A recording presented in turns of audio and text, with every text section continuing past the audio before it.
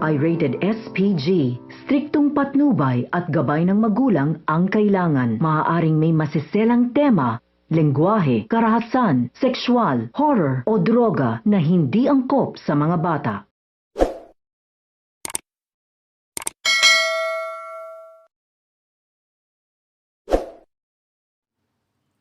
Magandang hapon po mga kapuso at narito po ang ating aabangan mamaya sa Born to Shine.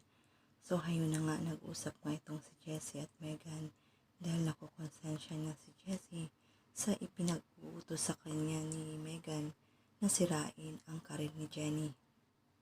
Hindi nga titigilan na mag-inang Dara at Megan si Jenny hanggat hindi ito mapabagsak. Samantala, habang nagpe-perform si Jenny sa kapisanan ng OFM, ay binas nga siya ng mga manonood. Pero sinabihan siya ni Miss Bana na magtiwala sa kanyang sarili.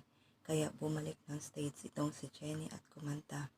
Ngunit habang siya ay kumakanta, isa-isang nag-alisan ng mga tao hanggang matapos niya ang kanta at ang natitira na lang ay sina Nate, Coach Bana at kanyang nanay Menchie. Galit na galit naman si Menchie dahil nakita niya ang larawan ni Jenny sa loob ng basurahan.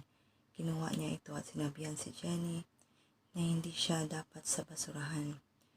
Hindi naman susukuan ni Miss Bana itong si Jenny, kaya magkakaroon sila ng meeting with the records na kung saan ay nag-perform nga itong si Jenny.